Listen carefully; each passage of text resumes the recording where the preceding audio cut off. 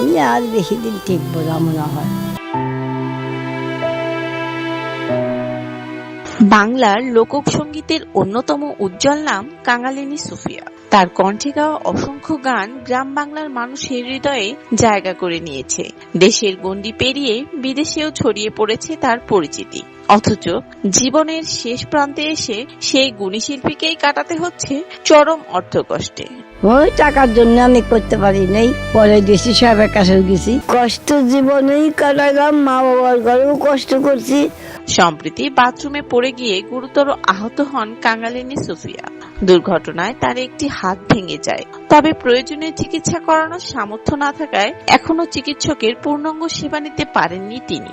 ফলে হাত ভাঙা নিয়েই শয্যাশায়ী অবস্থায় দিন কাটছে এই বরেণ্য শিল্পীর। সুখ কি জিনিস তোর দেই নাই, বড়ি হলাম তোর কারণে। বর্তমানে রাজবাড়ী সদর উপজেলার আলীপুর ইউনিয়নের কল্যাণপুরে সরকারিভাবে পাওয়া নিজ বাড়িতে অবস্থান করছেন কাঙালিনী সুফিয়া। শারীরিক অবস্থার অবনতি হলেও অর্থাভাবে চিকিৎসা করতে না পারায় উদ্বেগ প্রকাশ করেছেন তার স্বজন ও শুভাকাঙ্ক্ষীরা। আপনার কি হয় উনি? আমার মাইয়া। ওরে বাবা, মা মেয়ে তো কাছাকাছি। সুফিয়ার মেয়ে পুষ্প তার কাছে থাকেন, কিন্তু মেয়ে কাজের প্রয়োজনে ঢাকায় থাকায় রাতে সুফিয়া বাথরুমে গেলে সেখানে পড়ে যান। এতে তার হাত ভেঙে যায়। অর্থাভাবে ভালো কোনো ডাক্তার দেখাতে পারেননি। প্রতিবেশীদের সহায়তায় স্থানীয় এক কবিরাজ দিয়ে ভাঙা হাতে জাপ দিয়ে রেখেছেন। ওই পাশের বাড়ি থেকে এক ভাত দেয়, সেই ভাত দুইবার করে খাই। অসুস্থ কাঙালিনী সুফিয়া বলেন, টাকা না থাকায় ডাক্তার দেখাতে পারছি না, কবিরাজ দিয়ে ভাঙা হাতের চিকিৎসা চলছে। আগে বিভিন্ন অনুষ্ঠান করতাম, এখন বয়সের ভারে ও শারীরিক অসুস্থতার কারণে গান গাইতে পারি না, আর সব পথ বন্ধ। কল্যাণপুরের এই ঘরে এখন দুবেলা খেয়ে না খেয়ে দিন কাটছে। প্রতিবেশীরা এসে খোঁজ খবর নেয় বলেই কোনো মতেও বেঁচে আছি।